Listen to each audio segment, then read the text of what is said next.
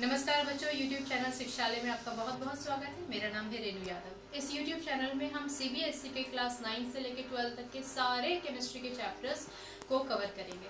फिलहाल कल तक हम बात कर रहे थे class 9 chapter number 1 matter in our surrounding. बच्चों, हम लोगों ने पहले ही ये बात किया है कि मैटर के 3 फॉर्म्स होते हैं, सॉलिड, लिक्विड और गैस। इन तीनों ही फॉर्म्स को हम पहले डिस्कस कर चुके हैं और कल हम लोगों ने बात की थी कि सॉलिड को लिक्विड में कैसे कन्वर्ट किया जाता है। सॉलिड को लिक्विड में कन्वर्ट करने के लिए जो टेम्परेचर पहुंचता है उसको हम बोलते थे melting point. Alright, I hope कि आप लोगों को याद होगा।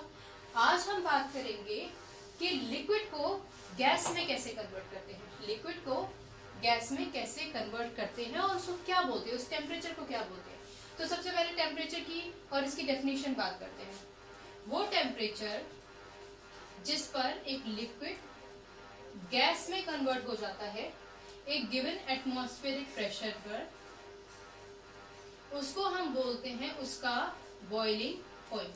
बच्चों, आज हम सॉलिड से लिक्विड नहीं बना रहे हैं, लिक्विड से गैस बना रहे हैं और लिक्विड से जो गैस बनती है इसके लिए हम टर्म यूज करेंगे बॉइलिंग पॉइंट। क्लियर? क्यों यूज करेंगे और इसका क्या मतलब है यहाँ देखते हैं। आपको ध्यान है कल भी हम लोगों ने एक ऐसा ही डायग्राम बनाया था, स्टैंड लिया था, बर्नसन बर्नर या स्पिरिट लैम्प, जो भी स्कूल में आपके टीचर जिससे एक्सपेरिमेंट कराएंगे। हमारे पास एक वायर गॉज है, उस पे एक फ्लास्क रखा है। इस बार हमने इस फ्लास्क में पानी को ले रखा है। क्लियर? उसके पार्टिकल्स को हम इस तरीके से दिखाएंगे। कल हमने यहाँ पर क्या लिया था? एग्जैक्टली कल हमने यहाँ पर आइस को लिया था। ये हमारा थर्मोमीटर है जो डिफरेंट रीडिंग शो करने के लिए है। ये स्टैंड है, स्टैंड में क्लैंप से हमने थर्मोमीटर को रोक रखा है। अब क्या होता है, जब हम इसको हीट देना शुरू करते हैं ना बच्चों, तो हम लोगों ने पहले ही डिस्कस किया है कि हमारा जो लिक्विड है ना उसके पार्टिकल्स दूर दूर होते हैं। आपको ध्यान होगा ना, सॉलिड के पार्टिकल्स तो भाई पास पास थे, बहुत करीब थे, इसलिए इनके बीच में फोर्स ऑफ अट्रैक्शन बहुत ज्यादा था। हाँ, लेकिन लिक्विड के केस में क्या है, पार्टिकल्स बहुत दूर दूर है ना बच्चों, इसका मतलब इनके बीच में स्पेस क्या है, बहुत ज्यादा है। अच्छा, स्पेस ज्यादा हो जाएगी तो फोर्स ऑफ अट्रैक्शन कैसा रहेगा? एग्जैक्टली कमजोर रहेगा। फोर्स ऑफ अट्रैक्शन तो हमारा हो गया कम, और जब फोर्स ऑफ अट्रैक्शन कम है तो मूवमेंट क्या रहेगी? आसान रहेगी। इसका मतलब मूवमेंट क्या हो जाएगी आपकी? बहुत इजी हो जाएगी। ठीक है? इसको देखते हुए यहाँ आ जाते हैं। हमने यहाँ पर फिलहाल पानी ले रखा है। जैसे ही हम इसको हीट करना शुरू करते हैं ना, तो ये पानी के जितने भी पार्टिकल्स है यहाँ पर वो हीट को कैप्चर करना शुरू कर देते हैं, एब्जॉर्ब करना शुरू कर देते हैं। जब ये उसको एब्जॉर्ब करते हैं तो ये जो पार्टिकल्स हैं, जब इनको हीट मिलेगी, इनको गर्मी लगेगी, एक दूसरे से दूर भागेंगे। अब क्योंकि भाई हमने इसको कोनिकल फ्लास्क के अंदर रख रखा है या फिर हमने किसी बीकर के अंदर रख रखा है, क्लियर? तो ये उस बाउंड्री से तो बाहर नहीं जा सकते, पर ये मूवमेंट करना शुरू कर देंगे। जब इनका मूवमेंट ज्यादा हो जाएगा तो एक पर्टिकुलर पॉइंट, यहाँ पे टेम्परेचर भी रेज हो रहा है, एक पर्टिकुलर टेम्परेचर पर रीडिंग स्टेबल हो जाएगी। पानी के केस में वो टेम्परेचर होता है 100 डिग्री सी। कल भी हम लोगों ने ये बात की थी कि जब आप सॉलिड को एक लिक्विड में कन्वर्ट करते तो एक पर्टिकुलर टेम्परेचर के ऊपर temperature reading thermometer reading show नहीं करता है। यहाँ पर भी ऐसे होगा। हमने पानी को गर्म करना शुरू किया, जैसे ही हम पानी को गर्म करना शुरू करेंगे इसके जो मॉलिक्यूल्स हैं या पार्टिकल्स हैं वो हीट को एब्जॉर्ब करके ऊपर की तरफ चलने लग जाएंगे, क्योंकि हीट होगी तो ऊपर की तरफ जाने लग जाएंगे। इनमें हीट एब्जॉर्ब होने की वजह से थर्मोमीटर की रीडिंग भी ऊपर जाने लग जाएगी, लेकिन एक पर्टिकुलर पॉइंट पर वो रीडिंग रुक जाएगी। जब हमने मेजर किया तो वो टेम्परेचर था 100 डिग्री सी का।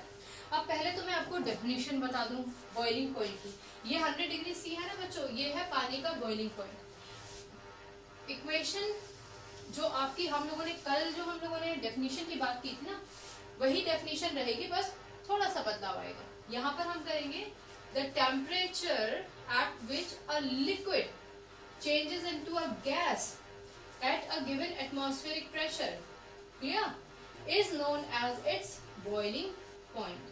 I hope this is clear to you. वो particular temperature जिस पे कोई भी liquid गैस में कन्वर्ट हो जाएगा एक एटमॉस्फेरिक प्रेशर में, उसको हम बोलते हैं बॉइलिंग पॉइंट।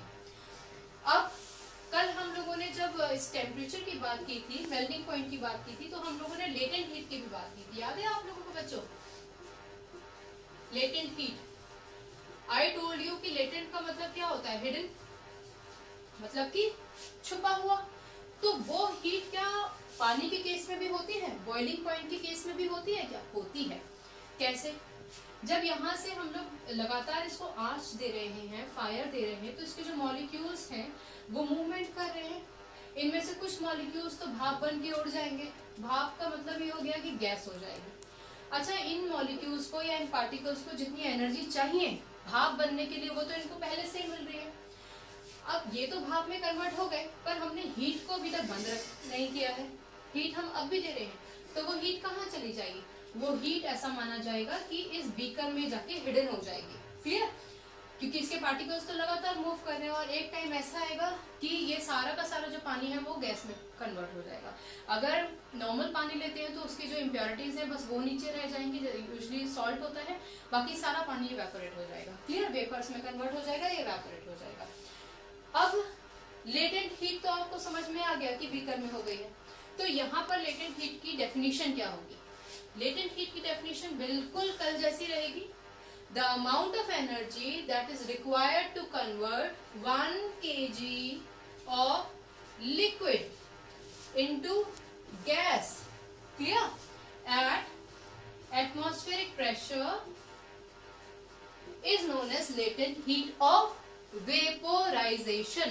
कल हम लोगों ने latent heat के आगे fusion लिखा था, आज हम क्या लिखेंगे? Latent heat of vaporisation. Okay, I hope this is clear to you all. Latent heat of vaporisation एक बार पूरा समअप कर देती हूँ, अगर आपको कोई कंफ्यूजन है तो आप मुझसे पूछिएगा। आज हम बात कर रहे हैं कि हम लिक्विड को गैस में कैसे कन्वर्ट करेंगे। लिक्विड को गैस में कन्वर्ट करने का जो प्रोसेस होता है वो कहलाया जाता है वेपोराइजेशन। ऑलराइट, कहलाया जाता है वेपोराइजेशन। वो टेम्परेचर जिसपे कोई भी लिक्विड गैस में कन्वर्ट हो जाता है वो टेम्परेचर कहलाया जाता है उसका बॉइलिंग पॉइंट। लेकिन हमें क्या फिक्स रखना होता है? Atmospheric pressure. एटमॉस्फेरिक प्रेशर ना बच्चों यूजुअली फिक्स्ड ही रहता है। सी लेवल पे एटमॉस्फेरिक प्रेशर 1 पास्कल होता है। पास्कल जो है ना वो उसकी यूनिट है। ऑलराइट, मैं थोड़ा अलग, इससे अलग हट के भी आपको एटमॉस्फेरिक प्रेशर के बारे में बता दूंगी, अभी हम इस पे ही फोकस करेंगे। क्लियर? तो बॉइलिंग पॉइंट क्या हुआ बच्चों? वो टेम्परेचर जिस पर कोई भी लिक्विड गैस में कन्वर्ट हो जाता है एक एटमॉस्फेरिक प्रेशर पे, उसको हम बोलते हैं बॉइलिंग पॉइंट। और latent heat of vaporisation, I hope आप इसमें कंफ्यूज नहीं होंगे बच्चों। वेपोराइजेशन का इसलिए टर्म इस्तेमाल किया है क्योंकि यहाँ पे हम लिक्विड को गैस में कन्वर्ट कर रहे हैं। तो लेटेंट हीट ऑफ वेपोराइजेशन, जब भी आप लेटेंट हीट इस्तेमाल करोगे आप एक क्वांटिटी दोगे। सॉलिड के केस में 1 kg सॉलिड लिया था, लिक्विड के केस में हम क्या बोलेंगे? वो अमाउंट ऑफ एनर्जी जो 1 kg लिक्विड को गैस में कन्वर्ट कर दे, उस लिक्विड के बॉइलिंग पॉइंट पर एक एटमॉस्फेरिक प्रेशर पर, उसको हम बोलते हैं लेटेंट हीट ऑफ वेपोराइजेशन।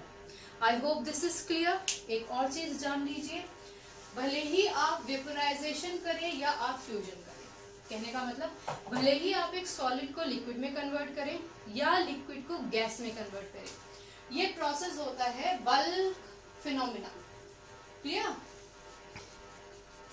अब बल्क फिनोमिना का मतलब क्या होता है? इसका मतलब सिंपल है, आप सवेरे जब चाय बनाने जाते हैं, अभी आजकल कोरोना की वजह से सब लॉकडाउन है तो मम्मी की मदद कर रहे होंगे ना आप लोग, तो जब आप सवेरे चाय बनाने के लिए जाते हैं और पैन में पानी डालते हैं तो सारा पानी उबलता है ना। ऐसा तो नहीं है कि बंसन बर्नर में जहाँ फ्लेम ज्यादा बीच में है तो बीच का पानी ज्यादा उबले और आजू बाजू का नहीं उबले, ऐसा नहीं होता ना। एग्जैक्टली सेम, जब आप आइस ट्रे को बाहर निकालते हो और उसको पिघलाना शुरू करते हो या बाहर निकाल के रख देते हो, वो अपने आप पिघलता है आइस, तो क्या एक तरफ का आइस कम एक तरफ का ज्यादा आइस पिघलेगा? ऐसा तो नहीं होता ना। नहीं, ऐसा नहीं होता। इसका मतलब कि जो भी कंटेनर आप लेते हो जिसमें भले ही आपका आइस हो या फिर आपकी लिक्विड हो, वो सारा का सारा जितना भी उसका सरफेस एरिया है सब पर एक जैसी एनर्जी लगती है हीट की, और सारे मॉलिक्यूल्स बराबर से एनर्जी को एब्जॉर्ब करते हैं। आई hope this is clear. In case if you have any doubt ask me. एक और चीज समझिए बच्चों, आपसे पूछा जा सकता है कि भाई यहाँ पर काइनेटिक एनर्जी का इस्तेमाल क्यों किया गया?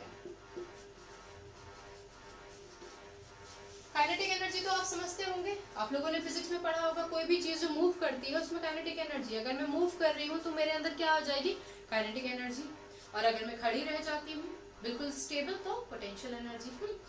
तो देखो बच्चों, हम लोगों ने जब कल सॉलिड की बात की, आज लिक्विड की बात की, तो इसमें जितने भी पार्टिकल्स थे ना, आज की बात करते हैं पहले, जब हम इनको हीट दे रहे थे ना बच्चों, तो ये हीट क्या है, heat is the form of energy. इस एनर्जी को इन पार्टिकल्स ने एब्जॉर्ब किया और ये बहुत विगरसली मूव करने लग गए। क्लियर? तो इसका मतलब इन्होंने एक काइनेटिक एनर्जी को ऑब्टेन कर लिया और उसके साथ ये मूव करने लगे। तो kinetic energy plays an important part. Simple से एग्जांपल से आपको समझा देती हूँ। जब आप लोग साथ में क्लास में बैठे होते हैं, है ना, तो आप कंफर्टेबल है, पंखे चल रहे हैं, एसी, जिस भी स्कूल में आप पढ़ते हैं, अगर मान लीजिए लाइट चली जाए और गर्मी बहुत ज्यादा है, तो क्या होता है, आप मूवमेंट शो कर देते हैं, आप अनरेस्टफुल होने लग जाते हैं, क्योंकि हीट बढ़ने लग गई है और हीट बढ़ने की वजह से आप अनरेस्ट हो जाते हैं, आप मूवमेंट करने लग जाते हैं। उस समय अगर आपकी टीचर बोले भाई मौसम बहुत अच्छा है, चलो आज हम आपको एक्टिविटी के लिए बाहर ले जाते हैं, तो आप बहुत तेजी से बाहर जाएंगे। क्लियर? और अगर बाहर धूप हो रही हो तो आप बचेंगे। Anyways, so this is what kinetic energy is. तो कभी भी अगर हम सॉलिड को लिक्विड में कन्वर्ट करें या फिर हम लिक्विड को गैस में कन्वर्ट करें, जो भी कन्वर्जन होगा वो पार्टिकल्स के काइनेटिक एनर्जी की वजह से होगा। आई होप दिस इज क्लियर। अगर आपको कोई डाउट है तो मुझे बार बार मैं बोल रही हूँ, आप पूछ लीजिएगा। एक स्टूडेंट का हमारे पास डाउट आया कल, वो कहने लगी कि मैम अगर शुगर सॉलिड है तो उसको हम कंटेनर में रख देते हैं और वो कंटेनर का शेप कैसे ले लेता है। उनका ये मानना था कि अगर हम पतला कंटेनर लेंगे तो वो इतनी सी हो जाएगी, अगर हम बड़े कंटेनर में लेंगे तो वो फैलाव के साथ हो जाएगी। बेटे इसका करेक्ट आंसर ये है कि शुगर जो है ना, शुगर के बहुत सारे छोटे छोटे कण होते हैं, क्रिस्टल्स होते हैं। शुगर का खुद का अपना साइज इतना सा होगा, ये तो मैं बोर्ड पे आपको बता रही हूँ, अदरवाइज तो आपने देखा है ना उसको पकड़ के उसके कण कितने हैं। तो वो जो एक कण है ना, वो अपने आप में पूरा सॉलिड है। आप जो शक्कर खरीद कर लेकर आते हो मार्केट से, जो शुगर लेकर आते हो, चीनी लेकर आते हो, उसमें जितने भी छोटे छोटे क्रिस्टल्स होते हैं ना, बहुत सारे क्रिस्टल्स होते हैं, क्योंकि वो बहुत सारे सॉलिड हैं, इसीलिए आप उसको एक कंटेनर में रख पाते हो। अब अगर मान लीजिए कि सारे के सारे सॉलिड क्रिस्टल्स को, शुगर क्रिस्टल्स को हम आपस में चिपका दें, तो क्या वो कंटेनर में रख पाएंगे? क्या हम उसको कंटेनर का शेप दे पाएंगे? इसका जवाब आप मुझे कमेंट बॉक्स में जरूर दीजिएगा। बच्चों, यहाँ तक के चैप्टर को मैं बहुत ही क्विकली रिव्यू आपको दे देती हूँ इसका फटाफट से। हम लोगों ने चैप्टर की स्टार्टिंग की थी मैटर से। हम लोगों ने बोला था matter is made up of particles. Particles के साथ हम लोगों ने ये भी डिस्कस किया था कि मैटर सॉलिड, लिक्विड और गैसियस फॉर्म में होता है। हम लोगों ने ये भी डिस्कस किया था कि इनके जितने भी पार्टिकल्स होते हैं उनके बीच में स्पेस होता है, फोर्स ऑफ अट्रैक्शन होता है और मूवमेंट होता है। क्लियर? यही तीनों प्रॉपर्टीज आपकी पार्टिकल्स की भी थी। आई होप दिस इज क्लियर। कल हम लोगों ने और भी बहुत सारी बातें की बॉइलिंग पॉइंट की, जो आज के लेक्चर से आपको याद आ गई होंगी। आज हम लोगों ने बात की, कल हमने मेल्टिंग पॉइंट की बात की थी, आज हमने बॉइलिंग पॉइंट की बात की है। कल हमने एटमॉस्फेरिक प्रेशर की भी बात की थी। आपको मैं फिर से बता देती हूँ, एटमॉस्फेरिक प्रेशर को हम 1 एटमॉस्फेरिक प्रेशर की तरह से हमेशा नॉर्मली 1 एटमॉस्फेरिक प्रेशर ही कंसिडर करते हैं। 1 atmospheric pressure is equals to 1.01 into 10 to the power 5 pascal. Pascal जो है PASCAL, ये एटमॉस्फेरिक प्रेशर की यूनिट है। क्लियर? तो 1 atmospheric pressure is equals to 1.01 into 10 to the power 5 pascal. इस यूनिट की फिलहाल इस चैप्टर में आपको जरूरत नहीं पड़ेगी। ओके बच्चों, अपना रखिए ख्याल और ध्यान रखिए कि आप घर से बाहर ना निकलें। कोशिश कीजिए कि जितने भी ऑनलाइन क्लासेस आपको मिल रहे हैं आप उनको पूरी तरीके से अवेल करें। खुश रहिए और उम्मीद है आप जिंदगी में हमेशा आगे बढ़ेंगे। God bless you.